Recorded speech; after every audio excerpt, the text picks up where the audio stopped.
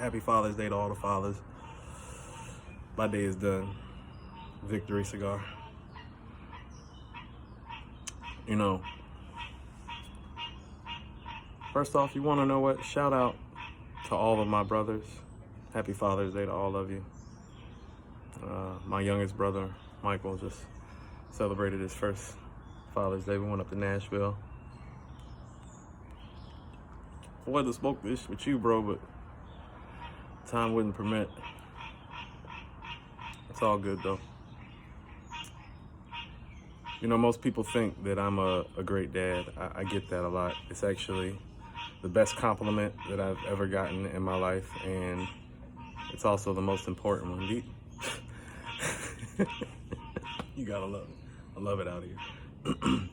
Specifically out back right here.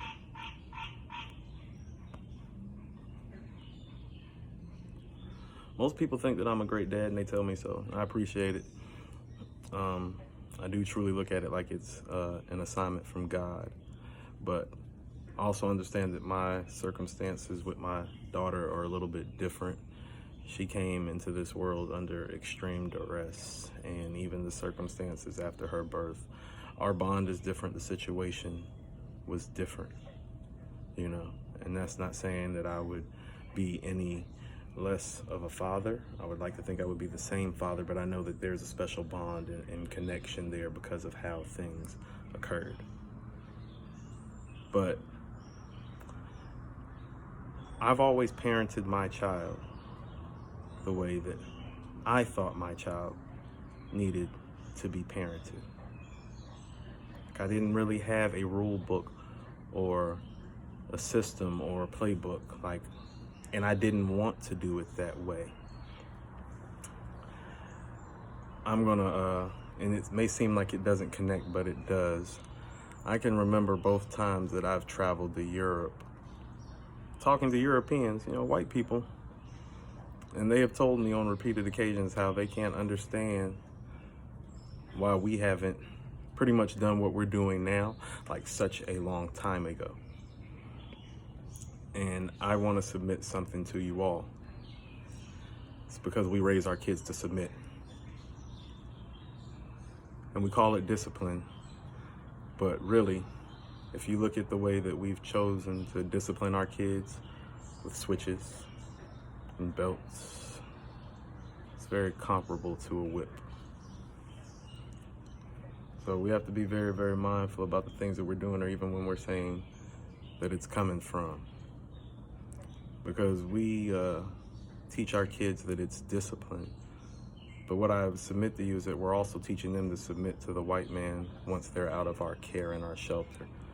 You see, because they spend so much time being submissive to your discipline and your rules, it's not hard for them to do it when a white man or a woman tells them to. No, it is not. So, and I know this for a fact. Don't nobody got to tell me this, because I just know how we are. I know people have said things about how I parent my child. But what I just submitted to you is why I've done things the way that I've done things. Because when those white people, those Europeans told me that, I really didn't have one valid thing to say back to them. There was nothing that I could really give them, like, well shit. Why haven't we burned this motherfucker down? Well, hey, you want to know what? You got a good point. And then I started thinking about it, and that's, you know, what I see. And I'm not saying that it's factual. It's literally just what I feel inside. And I'm explaining my parenting style and narrative through that. On a personal level, I just know the Coopers don't really operate well with ceilings. We're gonna pretty much do what we want anyway, and deal with the discipline or whatever may come with it, you know. That's a tribal thing, you know, it's a survival thing. So, I've always been maybe more free with my child, and allowed her to be maybe more free than the traditional black parent and black man probably should. But I'm reaping the benefits from what I've sowed. And I also want to submit to you, for anybody that thinks that it's like How about this? My kid put me back up on game. Let me tell you what happened a little over 4 years ago when you know who hadn't been elected yet, but had become the nominee for the Republican Party.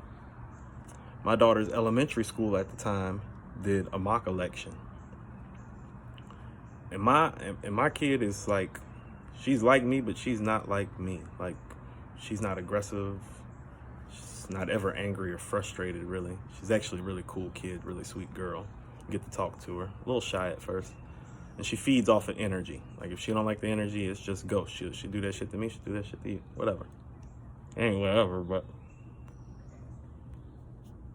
you win some, you lose some. But she came home, and I could just tell from the look on her face and the energy, like she was mortified. And I'm like, what happened? She's like, they picked him to be president. And I laughed. I was like, yeah, well, we live up here where we live, and, it's mostly them up here where we live. And, if you look at most of your friend circle, outside of your mom and your dad's friends who have kids comparable to your age, it is what it is. I'm like, welcome to, how they really see the world. And she's like, well, how can they do that? Like, these were some of my friends. And he's a racist, daddy. I'm like, oh, yeah. I'm like, yeah, pretty much. I'm like, yeah. I was like, and your friends voted for him, huh? Yeah, I'm like, very fascinating, don't you think? Like, it seemed like they're your friend. She was like, I don't know what they are. Kind of just dropped it. About a year went by. And she's getting a little older now, double digits.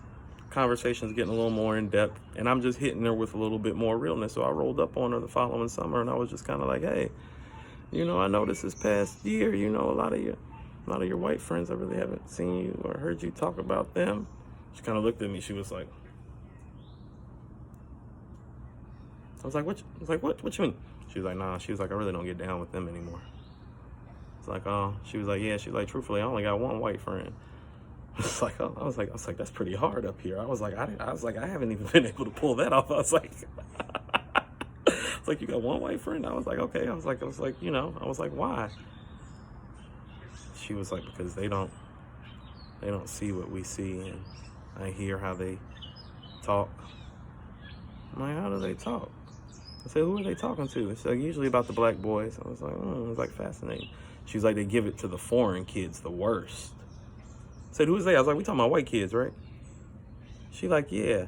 She was like, I don't talk like that about people. I was like, well, do you hear your father talk that way about people? She's like, no. She was like, you love everybody. I was like, I do. I said, I love everybody who loves me and does right by me, does right by my people.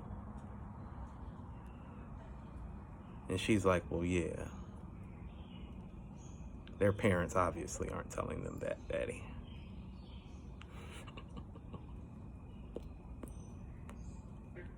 And that's when I stopped fucking with everybody up here. You see, because I wasn't teaching her to submit to a certain ideology and framework and frame of mind in the environment that she exists in, she actually showed me something. And I've been this way ever since then. Like, I've always been this way, but since then, because I realized that the racism literally does transcend generations. And my daughter, no matter how hard I have tried to give her the life that I never have, oh, there is no escaping the motherfucking racism, though. As a matter of fact, the way she talked actually made me feel as sad as I had ever felt as a father, because I felt like I had damn near led her to it by moving up here.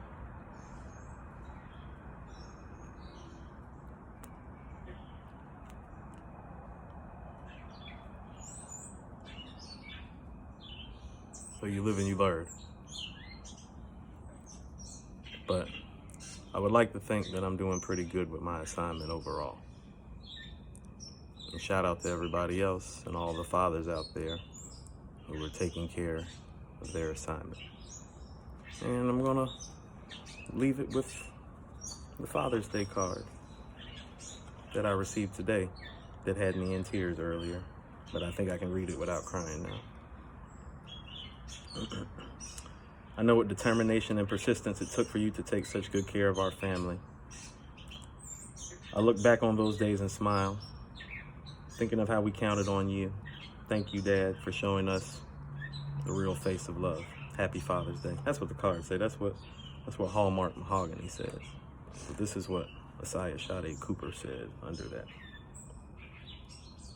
Thank you for being my best friend. And most importantly, the best father in the world. I may still cry. I just want to let you know you are smart and kind and just in general a great person. You were loved by so many people. You have always been my biggest cheerleader and supporter, and I can come to you for anything. You may know a lot of people, but I'm your biggest fan. And I will always have your back, just like you have mine. I love you to the moon and back. Sincerely, your daughter, Asaya Cooper.